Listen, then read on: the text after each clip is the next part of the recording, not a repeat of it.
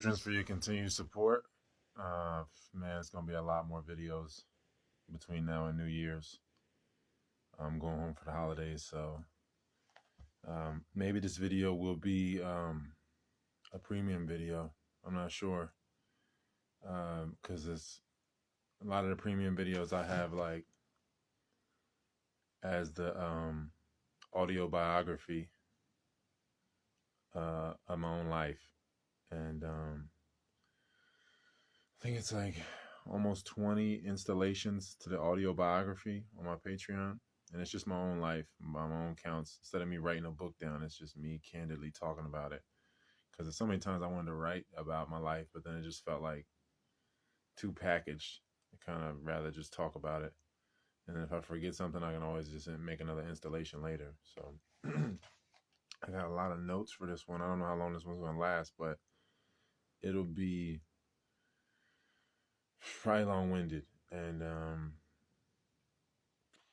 yeah. Um, I'm probably gonna go live again on Friday with Brandon if he's still up for it. But I don't know. After that, I probably won't go live again until like Christmas Day. I'll probably end up going live Christmas Day with my brother, and that should be cool. So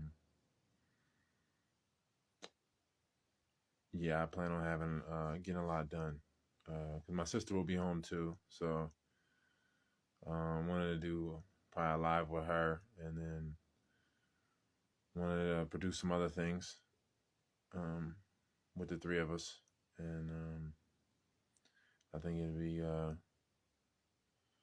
it'll be quality stuff. So thank you for your continued support. Thank you for supporting the book, man. Quantum Will: The Nature of Presence is my latest installation in my writings, and I appreciate y'all for supporting. And I think that's the good thing about writing in general. What's happening, man? I think the good thing about, just in general, getting something done. Yeah, you did make it, man. You made it. You made it. I'm just kind of going through the groundwork of some things for the people that are going to watch this later on the Patreon. Because as y'all know, I don't leave these up on Instagram. I put them on my Patreon. So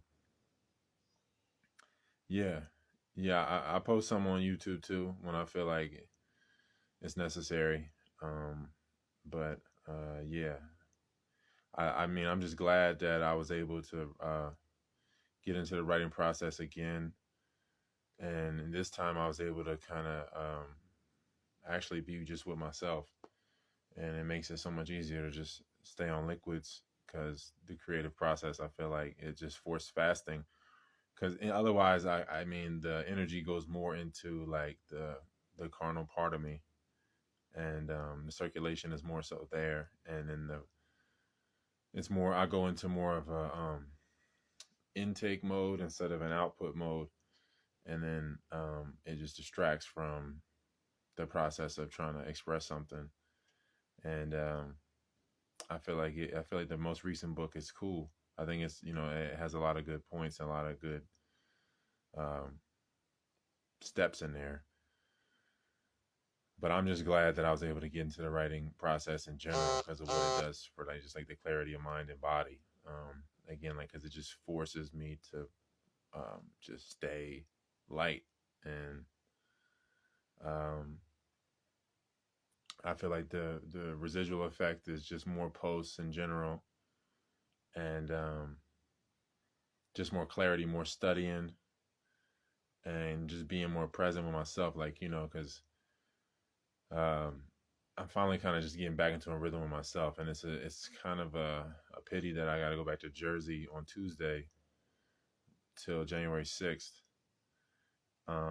because I just felt like I was just getting into a rhythm of being with myself, like being alone, having no pressures or anybody input in certain things, to where I could just experience myself, and like just through myself, solely through myself. And it's been really nice weather up here. It's funny because it's been like in the 70s, like 74 degrees today, and clear skies. And in the valley, I think it was like 50 and like 40 at night or some shit. Like it's like completely reverse roles. So I was just like, man, I'm just gonna stay up here, and I just was sitting in the sun naked all day and just writing and doing breath work and taking care of the dogs, going on dog walks, because I'm on a half mile of property, but it's like a half mile vertical, like it goes up, and so and it's a lot of trees and everything, so you can just walk around in your underwear or whatever, and it's a really nice location. Yeah, the weather just has to hit right. I really feel like it's the perfect time of year for me. To me, in my opinion, I think that from like Halloween to first week of June, California is the best place on earth, in my opinion. Just my opinion.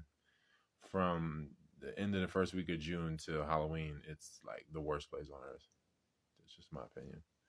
But yeah, I just feel like going through the creative process, writing something or doing a video or any of that type of stuff, I feel like I always feel like I left something out, which motivates me to write more and study more. So that's always the nice thing. Like at some point you're like, fuck, I could have stuck that in there. I could have snuck that in there. I could have, maybe tightened this part up. And then it's always like, all right, cool. I got motivation to just keep making things more clear and being more concise. And I think that certain things, whenever I write a book, I have to write, I have to express certain fundamentals because in the beginning, because maybe that's the first book a person picks up of mine. And then now I can't just, write from, you know, um, I'm at the 50th book. I don't want to just jump right there, like jump from 50. I know but at the same time, I have to, uh, connect with the people that I have read all that material or things of that nature that they would be understand what I'm expressing. And like I feel like that's the tough part of like whenever you're trying to create something, it's like you want it to be special and like tailored to you, but at the same time like you want as many people to understand it as possible. So because you don't want it to just come off as jargon, like people really kind of only understand things if they have like some sort of memory that they can like reference that correlates to what you're explaining. Like if you're trying to explain fucking time travel to somebody that don't remember their dreams, like or whatever, like certain things, like they have never experienced certain symptoms in their life, they're not gonna be able to comprehend what you're telling them. So it's always like a fine balance there, I guess, man. And because at some level, I know that I have to connect with people that are at different phases of the shit, and then at some level, I have to maintain for the people that are on the level, I guess you could say, if you want to call it levels. But I think that's the tough thing with breath work too. When I be teaching breath work, like when I have people here for the event, I want to teach breath work, but then you got people that feel like they know breath work and then like they don't need to be told anything. And then you got people that don't really know anything, but they don't want to tell you that they don't know anything. So it's like a delicate situation because you don't want to like act like you are some aficionado that knows that they don't know shit. So you just like kind of, force their hand, like, and I think all you can do is just be a really good example. And, but at the same time, you don't want to be like intimidating. Like, the one dude was like, man, I've been trying to do Kriya Nali for like years, man. And I'm just like, damn, maybe I shouldn't have done that in the breathwork practice. Maybe I should have just kept it simple. But at the same time, I have to establish my own connection with the breath so that I can express myself clearly and have the clarity to engage with dozens of people at once, like it, or just one person intimately, whatever, you know what I mean? I feel like I have to still pay my respects to myself and my own practice and just pick up where I left off in a sense too. Like, and so, I remember when I was doing breath work with different girlfriends and stuff like that, where I would just be like, kind of like, why the fuck aren't you as motivated as me to do these things? But I don't need them to be me, I need to just stay true to where I'm at in my phases, and not get caught up in that, like the laziness that kind of comes with, I feel like, with being a practitioner or a teacher of something, where you're only really learning when you teach other people. Like you have to continue to like push yourself to where you teach yourself how to learn more, and you are experiencing more of yourself, and now you can, when you come back to teaching other people, and at the same time simultaneously teaching yourself how to teach when you teach them, I feel like then it's just more honest, and it's not like, it doesn't feel like a job, because I feel like a lot of people, they, whatever their craft is that they're exchanging, it gets to a point where they're not really doing it for themselves as well. They're just doing it for the money. Like, and I find that a lot with people, I feel like, that do breath work or whatever, or, they're not doing it on their own. Not everybody, but a lot of people, they're not doing it on their own. So the only time that they are doing the breath work is when they're teaching people, because they're motivated for the money to teach them. But like I tell people all the time, like if I knew I was gonna die tomorrow, I still do breath work. You know what I mean? And it would be even more paramount to do the breath work. You know what I mean? It's not about, that's definitely not about the money. The money is just like, part of the overall process of self sustenance. And breath work is like igniting that autotrophic state of being, which is self sustenance. So one way or another, you get into breath work, you prioritize breath, you're going to get more towards an autotrophic state of being. Some people are going to grow gardens. Some people, however, some people are going to go to a crash course right into it and go into lengthy fast, juice fasting. They might only do microgreens or whatever, but one way or another, that autotrophic state of being becomes more and more attractive to you. And that's just because, you've now begun to prioritize creation instead of prioritizing like fitting in and accommodating illusion and attachment. So, yeah, man. I mean, everybody's a rookie somewhere, man, and something in their life. It's like I listen to comics talk about the shit. They be like, you can be 40 years old, but if you start being a comic now, this is your first year. You're a 1-year-old in comedy. So you might be a mechanic for 30 years or whatever, you know what I mean? But then you start doing breath work. You're still a 30-year-old mechanic, but you're a 1-year-old breath work practitioner. And there should be no shame in that, because you should always be pushing to learn more, just connecting more dots, whether you learn a new language, or just learning a new subject in general, so that you can experience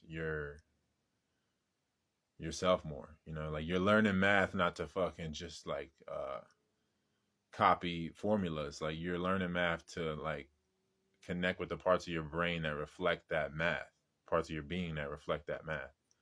So you're experiencing yourself as you, which we're calling learning, but just actually just kind of more so reflecting. It's it's just like a totally different state of engagement with yourself. And so I think that if you're going to stay true to yourself and keep your foot on the pedal in that respect, like you're always going to be a 1-year-old in something.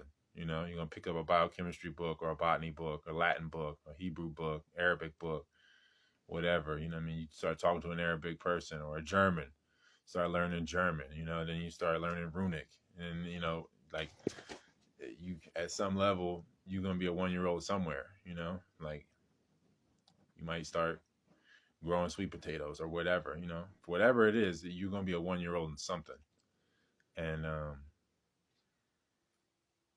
I think people that had a more gentle upbringing, natural birth and stuff like that, I don't think they really mind being a 1-year-old, because their first experience of being a 1-year-old wasn't bad.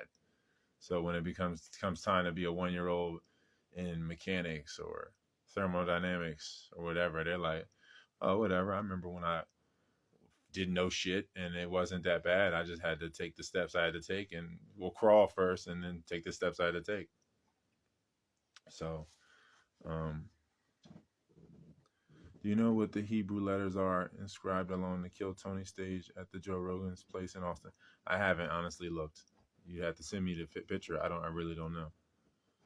Um, I really don't know. So I'd have to look at that myself. What do you guys think about raw garlic and candida and parasites? I'll let other people answer something like that. I feel like it's a loaded question, and we could go on forever. I kind of want to touch on the things I want to touch on because I think this is going to be a long live. I got a lot of notes, and my brain is actually functioning, not to the fullest capacity, but better than it has in a long time, and just experiencing my own will more. So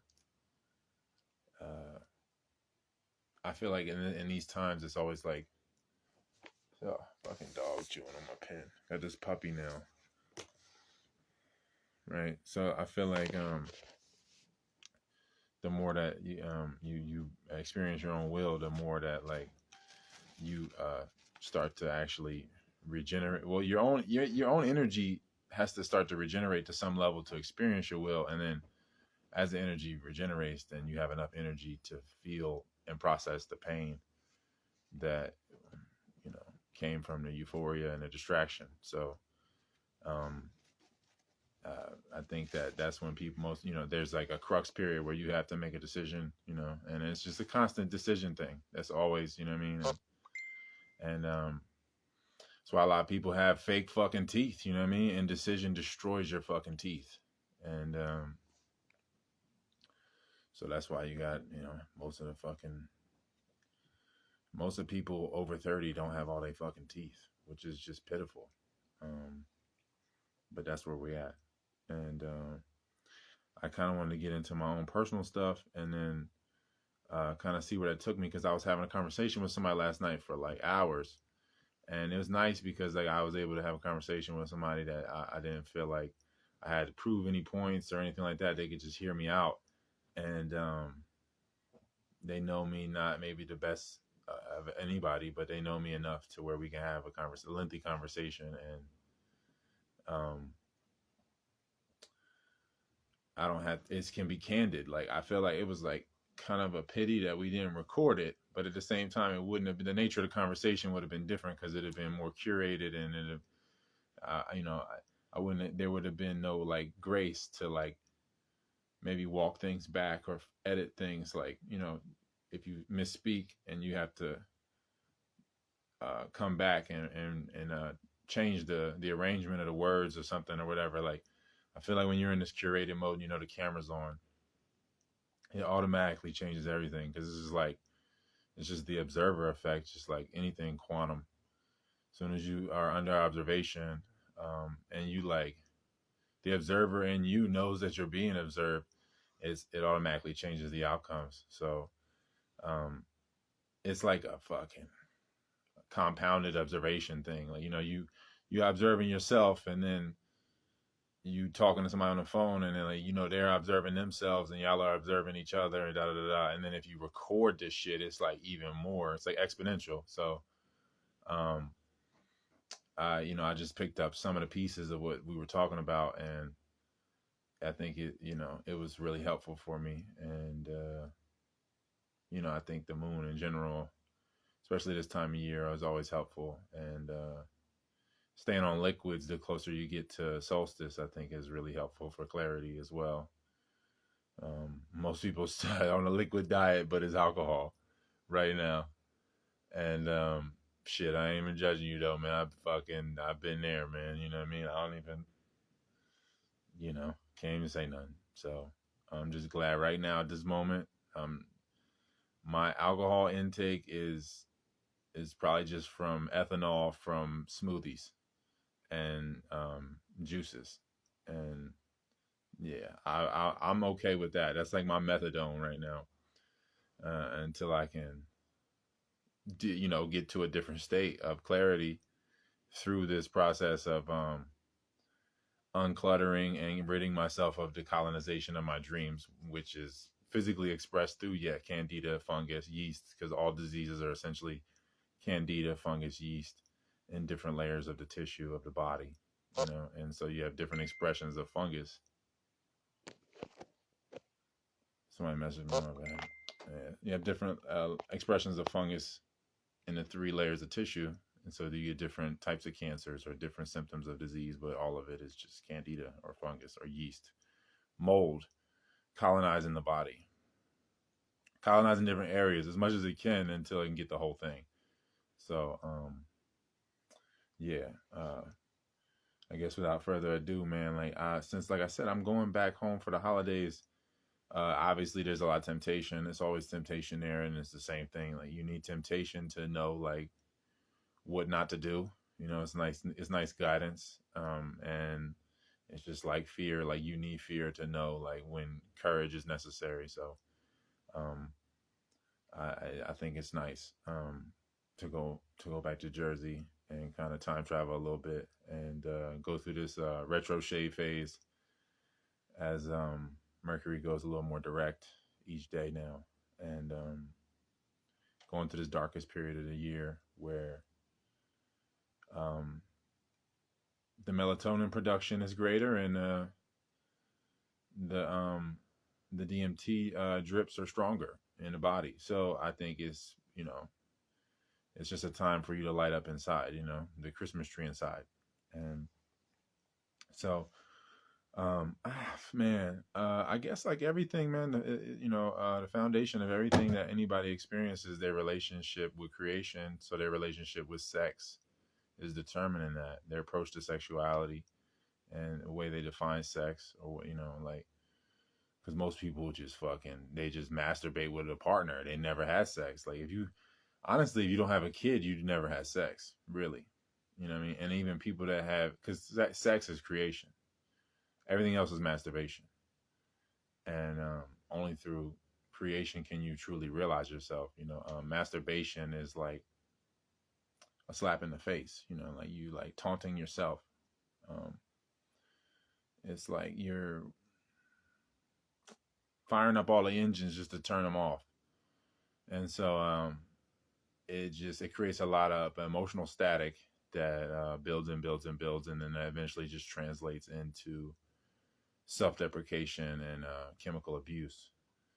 So I haven't had sex in over a year, and I just feel like that the protection in my life is more obvious, and I've experienced different times in my life where I was abstaining from sex or from masturbation with a partner, rather. um for extensive periods in my life. I think relationships always make it easier for me to do that. I feel like I have more arguments when I'm single, and I have more sex when I'm single. Obviously, when I'm in a relationship, the sex is dwindling. From the first date, it becomes less and less and less, because then it's more so like it's there. It's just like if you feed a dog a bunch of, you leave the food out, eventually the dog's going to say, okay, that food's not going anywhere. I don't need that. I don't need to just be like scarfing this shit down.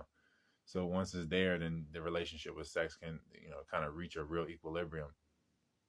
And I feel like since I haven't been having sex because of my last relationship, really helped me with that situation. Because I was, I, yeah, I feel like I like all of my relationships, they're all distraction ships where I just don't want, so I'm just lonely, and then they're lonely, and our loneliness matches. And like all substance abuse is just loneliness, and like being lonely of myself, the more separated I get of myself. And that happens the more I disrespect the my sexual faculties. The more I disrespect my sexual faculties, the more confusion ensues in my life. Like all that smoking blunts, smoking joints, smoking bongs, eating the wrong food, eating the wrong times of night, eating mad days in a row, um, and just not a modest, moderate life, just anything extra and extravagant, anything that's like aesthetics first, all of that shit just creates static, because um, that blocks the refinement of the raw energy, because the sexual energy is raw. And so like when you like smoking a blunt is just sexual frustration. Drinking is sexual frustration. Like you're not creating. So now your energy is rising and you're detoxing and you're feeling the pain from because euphoria is really just the beginning of pain. So like once the euphoria fades and then your energy, because the euphoria causes a release of energy, and then now as the energy starts to return and regenerate in your body, euphoria fades and you are energized enough to begin to feel the pain side of the coin, the euphoria pain coin. Now you're feeling the pain and the fear that you need to feel in order to release the attachment. You have to really go through the process of processing that experience of fear and pain, and come out on the other side of it.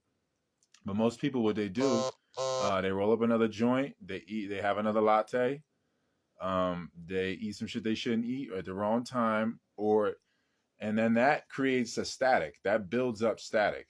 All of that eventually, or while you watch Netflix, all of that shit that's all out of sexual frustration, and it perpetuates the sexual frustration. So now, it might take you 100 fucking blunts or whatever it takes to break your will down enough and create so much sexual static, from the suppression of the raw energy. The raw energy now has nowhere to go, so it's coming out in like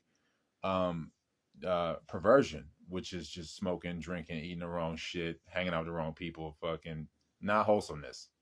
You know what I mean? Just total distraction. So the raw energy is just getting converted into that. It's getting translated into that, and then you reach such a static point where, because it's just you have such a uprush of raw, and there's no refinement going on. Instead of like letting the energy fully inhabit your body, so where your will can fully inhabit your body, and then you refine the energy, and then you pour it into something that pours back. You're gonna be like, all right, fuck it, I'm just gonna smoke this blunt, or I'm gonna smoke this joint, or I'm gonna fucking do this or whatever. I'm gonna have sex with this person, whatever. You know what I mean? Why put the Netflix on? You know what I mean? Whatever it is. So that just creates more sexual frustration. The raw energy just building up. You have no refined energy at this point. Everything is just carnal. It's vanity and it's carnal. So there's no refinement in the energy. There's no subtlety, or you're not tapping into anything sublime within you. So there reaches a threshold where you're gonna have to go through a massive release, because you're not calibrating the body to house a greater capacity of energy and a greater quality of energy. It's just raw fucking energy. It's like you're filling a silo with oil, and eventually, like, it's like, or it's like gas. You know what I mean? It's like it's getting pressurized, and now you have to release some in order to start over, in a sense. So like people, they reach a threshold one way or another, whatever, however their fancies play out, whether it's through just outright, casual sex after 3 days or whatever, or they smoke blunts for 2 months and then they find some chick or some man to release that energy. That creates euphoria. In that euphoric pain that separates you from your body and your will, and now a parasite is now in the cockpit. So no pun intended. So now you in that process of release, you're in a state of separation from your own will.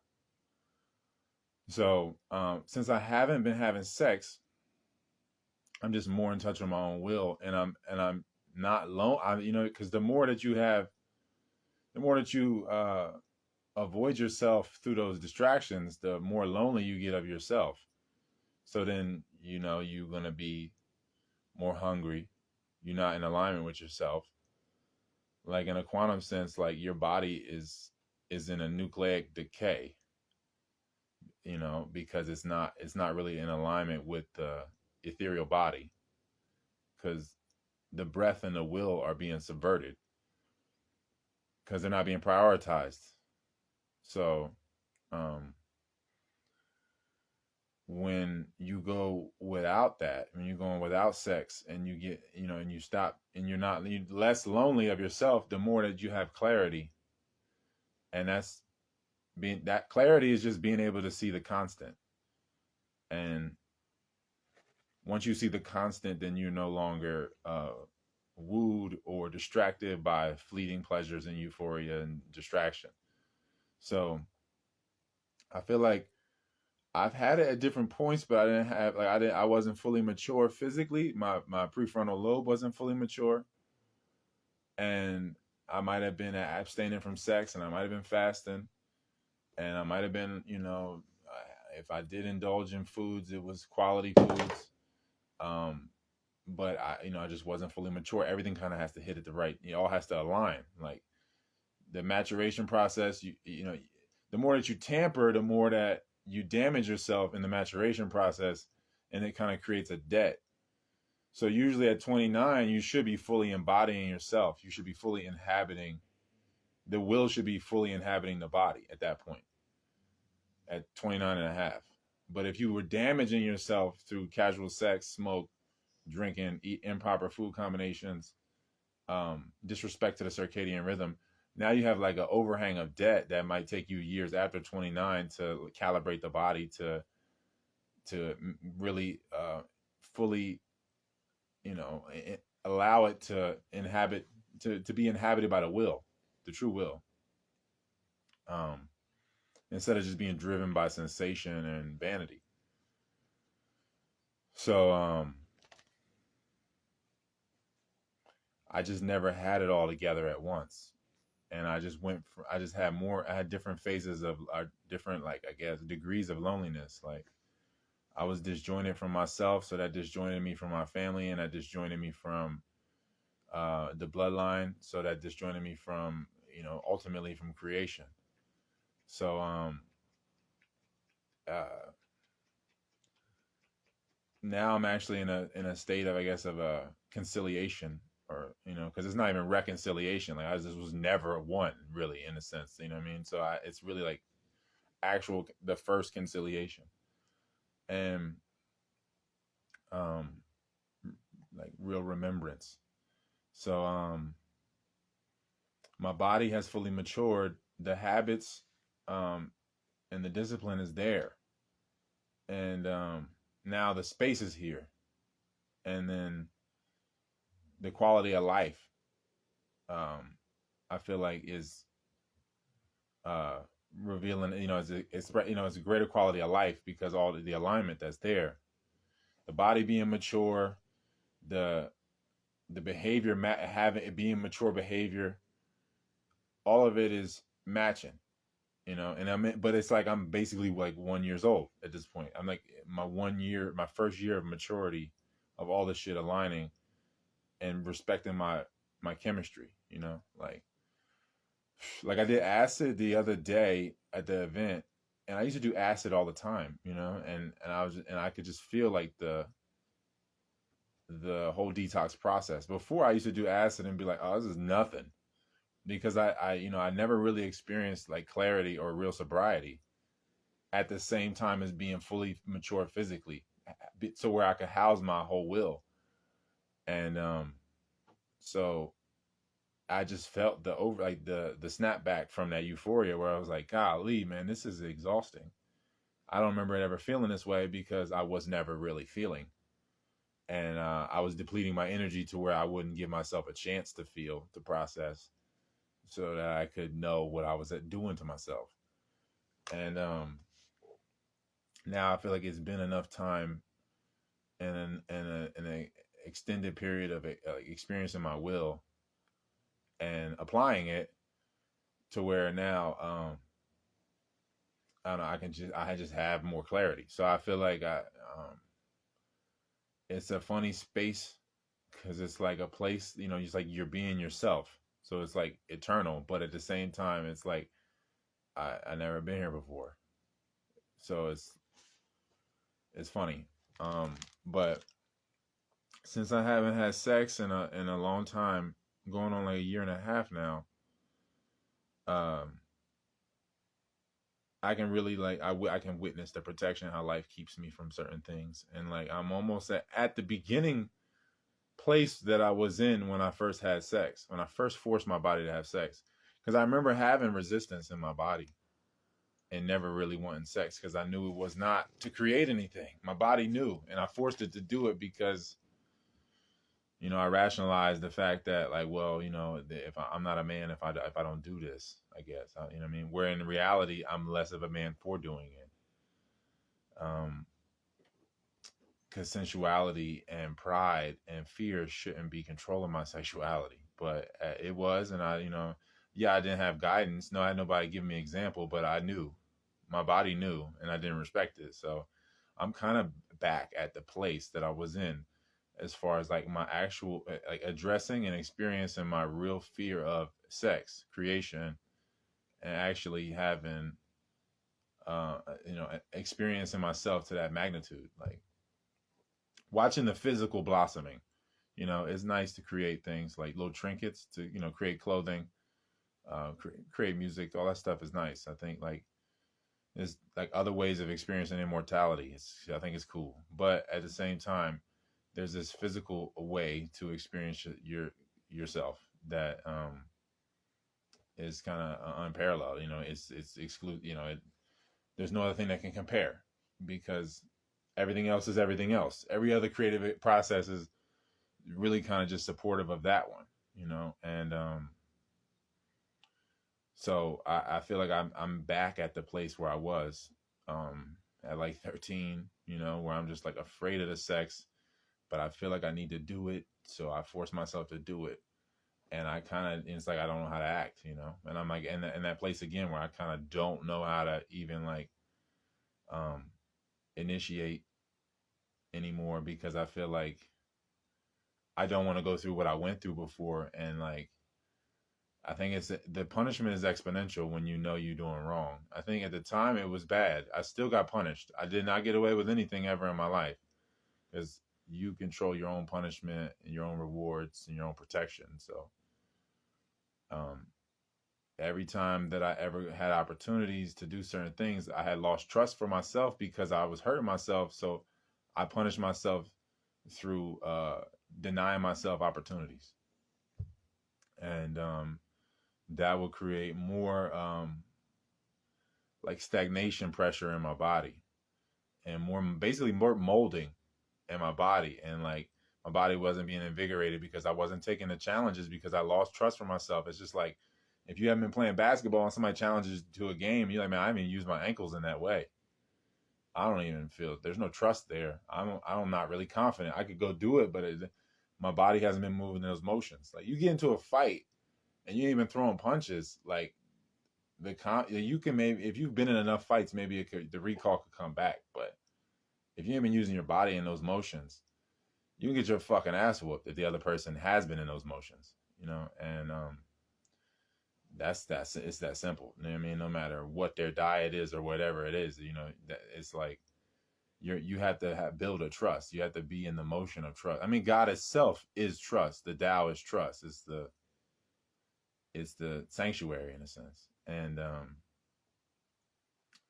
it's people that don't trust themselves. They spontaneously resort to the Tao like a refuge, like the same way people will get sick and only have soup or whatever, and they kind of basically fast. Like they're kind of resorting to the Tao, but they're doing it um, in order to continue to do the wrong things, and instead of like transforming their life to where now you eating as if you were always sick, in a sense, to where now you never get sick, because this is the state that you have to be in order to regenerate, and to not damage your system.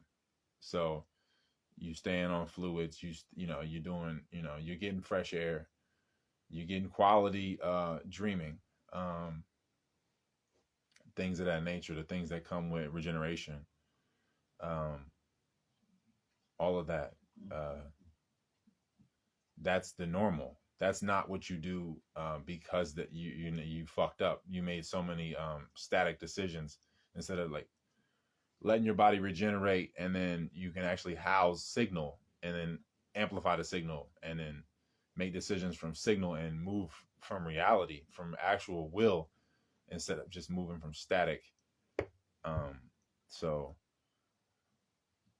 when going back to Jersey, I feel like it's always temptation go back to the East Coast, because in some ways, like I speak the language.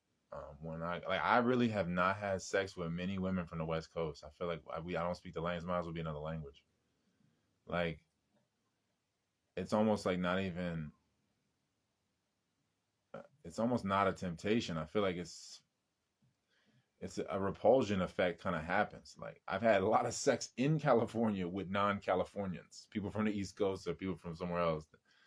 You know what I mean? People from other countries. But like I never fucking I just like a handful of people from California actually, or from the West Coast in general, just because I feel like I don't speak the language. We don't have our memories aren't the same. We don't have cross references of memories, and I think a lot of times people can be more comfortable sexually with people that have memories that more so match them, and they kind of maybe you sound like their peers or their brother or their sister, and so their body has some level of comfort there. Whereas like you meet somebody from somewhere else, like sometimes they'd be like, damn, yeah, I have no point of reference. We don't have a mutual friend. I have no one that like I could do a background check on you with, or like if I meet a chick from Jersey, like we probably know somebody. We probably have a mutual friend. Even if I meet a chick from New York or Delaware, we might have a mutual friend, and or Philly or something. Like the possibility is greater, and even though it's millions of people, it's just way greater of a possibility. So I feel like going back east is always more of a temptation to sex. Sex is always a greater temptation back east, and since the last relationship I was in, I felt like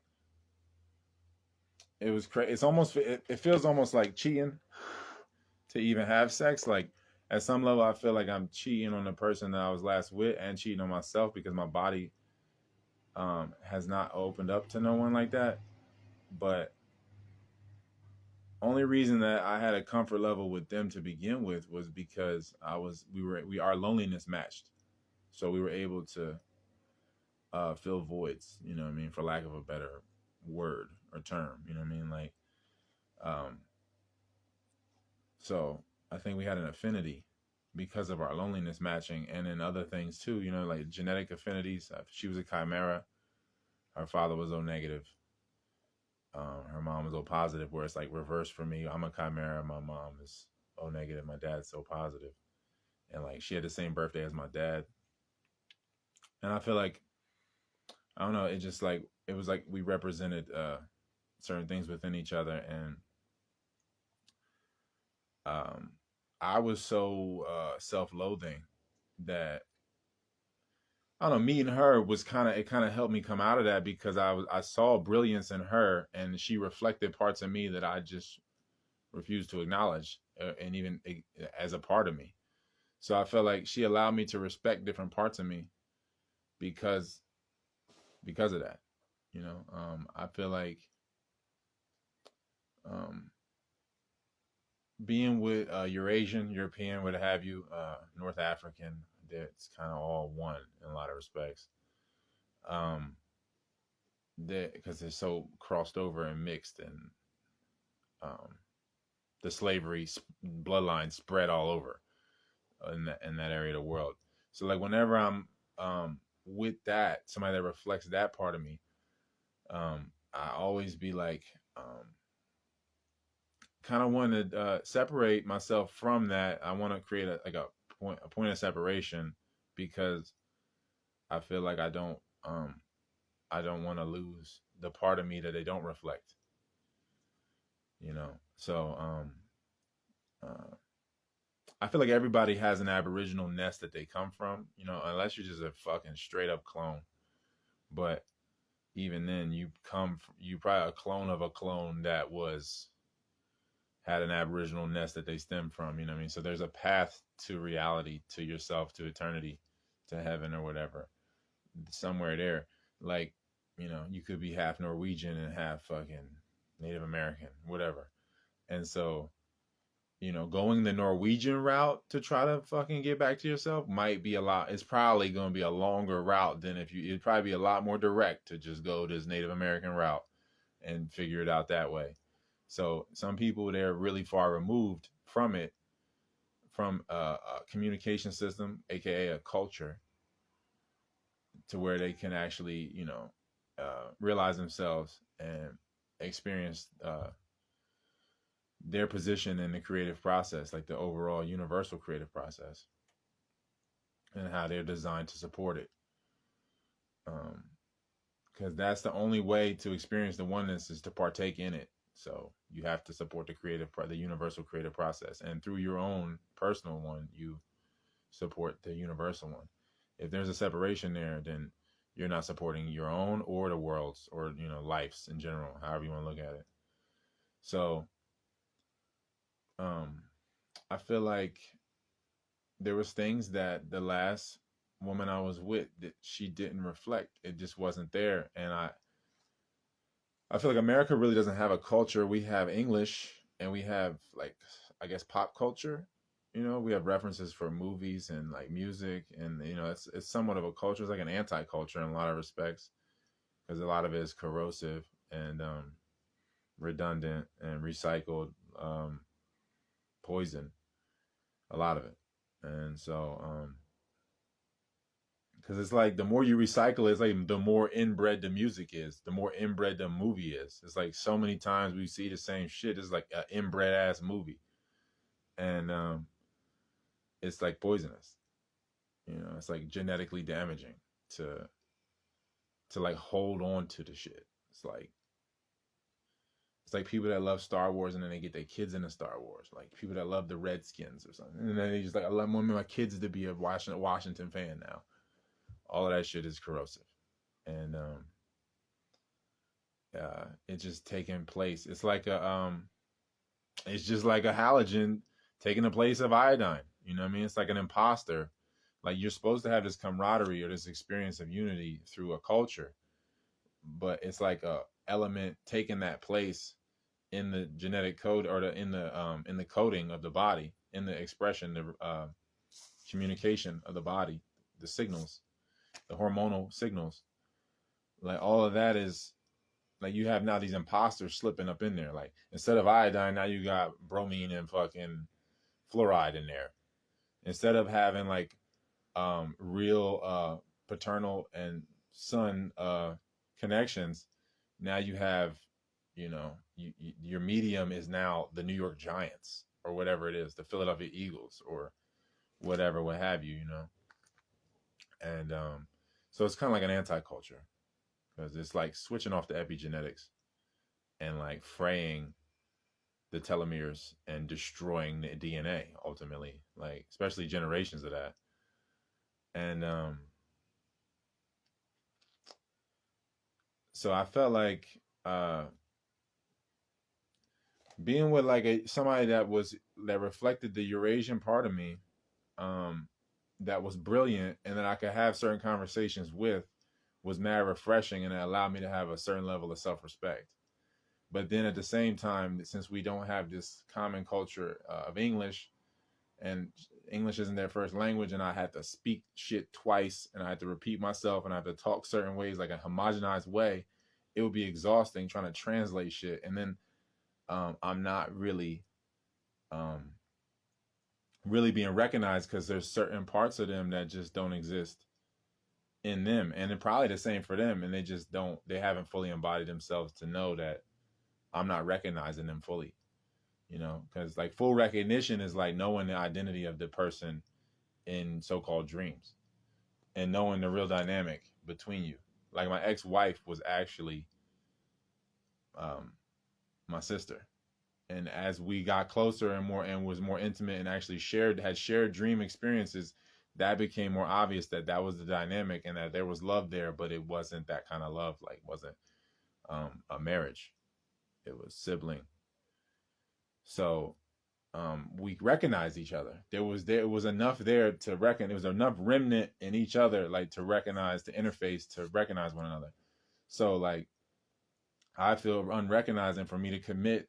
I'd have to. It's like chopping an arm off, to fit in the shit. Like I can't. And I just feel like now I value this part of me. To me, it's the realest part. It's like the the uh the melanated or aboriginal part of me is like the part that's training the rest of me. Like the rest of me is almost like blank in a sense, and it's like there's this core of like immortal cells that are like, all right, we got to work with these um mortal cells in a sense, these cells that are pretty much just open. They're just open, and they don't know who to follow, the true will or um cancer, to follow the yeast, the fungus, the mold. Um, so that I feel like that is like where my real identity is. The path to that's like I feel like my path. That's why my path to self realization was tailored the way it was, because it couldn't have been. I couldn't have took another route. Some people go through Sanskrit and Iranian shit like that, like to fucking to because they're closer to that. Like I might have parts of that in me, but the realest part of me doesn't have an affinity with that communication system, that culture. So like there's not a recognition there. The interfacing never could occur. Like the words don't resonate. Like certain things just don't resonate. Like it's not just would never happen that way. That route would never get taken. Like I would never gravitate towards Dr. Sebi in fucking 2008. You know what I mean? I would never gravitate towards Layla Africa in 2008. That type of stuff wouldn't have happened if I didn't have this remnant inside of me. And so I cherish it. And if somebody doesn't have that inside themselves, they don't have. Their value system is different automatically. Their experiences with their family, they could relate. They could experience cousins and cousin love and brotherly love or whatever. They can experience that, but the uh, the dynamic and the flavor is just different. And so it's not. And I know you can't just be the same. I'm not saying that people should just fuck that. I'm really not trying to go into inbreeding. I just think that there's enough Aboriginal nests in every region of the world to where you don't have to really um inbreed, but at the same time you'd rather pick from those nests instead of going further away. Like, you could be Algonquin Native American and be with Creek Indian or whatever. You know what I mean? Like, and still that all would still be Aboriginal, but there's enough of a difference there to where life can move forward and not get caught up in like a loop. And I feel like when you don't really recognize each other, then there's got to be some kind of loop happening. If you recognize each other, and then cause then it's a true interface, and then then there's certainty there. Otherwise, you living in intention. Like, oh, I didn't mean to fucking get you pregnant, or I didn't mean to fucking further the loop and perpetuate this loop. Because if you have recognition, total recall of yourself and them, then there's a certainty, and then now action takes place. So action takes place, they have a baby, they're just in that experience or whatever, you know what I mean? Or action takes place, they recognize themselves, they recognize this other person, and they either way, it's non-action. You're engaging in non-action. If the creative process presents itself, it's a non-action to engage in it. If the creative process is not truly available and all you have to do is masturbation and create a fragment copy, essentially, that won't really, it'll be a tough time for them to realize themselves, because they're not really a product of creation. They're a product of like rape and coercion and amnesia. Then it's a non-action to say, no, we're not going to have sex and we're not going to have children, because it's a non-decision. But if there's no recognition there, then you're going to stay in stagnation, and the stagnation pressure builds, and then it's like a entropy well. And most people they're not in touch with themselves to quantum tunnel out of that shit.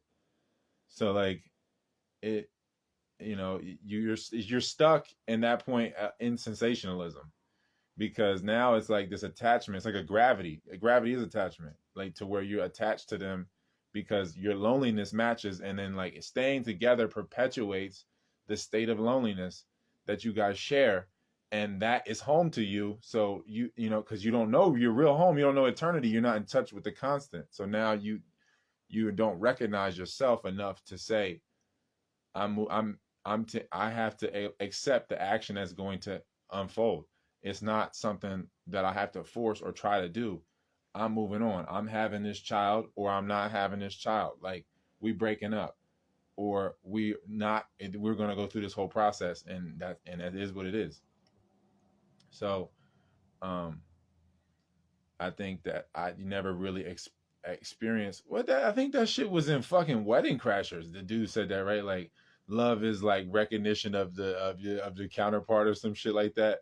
I think it was some shit like that, but no, I really think it is recognition of yourself, recognition of your will, and then whoever reflects, you know, like the partner dynamic for that, for what you're tailored to be and express in the world, then the opportunity to create is there. But if not, then it's coercion, it's force, it's rape, it's not creation, and it's fragmentation. It's kind of like mechanical cloning. Instead of like being in an incubator, like you're just cloning like the old fashioned way in a lot of respects. So um I think it's tough because I talked to somebody from another part of the world or Eurasian or something, and they might have been taught differently because Americans are in a different brand of oblivion. Everybody's in like some sort of brand of oblivion. You be in Germany and it's just homogenized, like you got fucking Germans. There's not so much like deviation from certain experiences. Like you got Germans, you got Turks, you got some Africans in there. Like you're not like you in America, you getting every fucking thing, and it's like it's chaotic or whatever, but you're getting these experiences, all these different um amalgamations of experiences, and so like I feel like going into a more homogenized culture, or basically the lack thereof, you know what I mean? You going into like you can have certain conversations with them maybe because like there's certain structure in their culture. They might teach math more correctly. They might teach language more correctly. So Americans just don't really know language. A lot of them don't really know math. They don't know applied mathematics. A lot of them, not all. So many motherfuckers. Some people do, but you go to somewhere like Germany, and like it's common that people know chemistry and Latin and other languages. Like, and so they've experienced their brain more completely than someone that they only know broken language. They don't really know mathematics, and their perspective of history is skewed. And at the same time, you go to Germany and you're not getting that. You're not getting that soul. You're not getting the American soul, which is the Negroid, because America was a Negroid nation. So you're not getting, that's just not, you're not getting it like you would, So there's a void there in that respect as far as experience and like invigoration of that strand of DNA, you know what I mean? That experience brings about, that's missing. So like, I feel like I could talk to a motherfucker about calculus or whatever or chemistry, and it'd be like, damn, I wish I could talk to a motherfucker from America about this shit, man. I generally can't. I generally can't talk about the things that really interest me because most of the time Americans just don't have the fucking time to even invest into the shit. And Americans just be tired. They work mad hours a week. You met Germans and fucking Italians be having like 40 days of vacation, 60 days of vacation. You know what I mean? Americans be having like 5 days and like 3 days of sick leave, and then they just drink that whole time and go on a cruise or some shit. So they're not even using their time to like experience their themselves more. I'm about to start another video because I have a limit now because somebody in a video once with me they dropped the J word when they should have said the Gentiles, because that's what they are. So if you had any questions or comments that you left, I'm not gonna be able to read them. So you recommend shrooms or acid? I'll talk about this in the next video. I'm gonna restart another live right now, man. Thank you guys for tuning in thus far.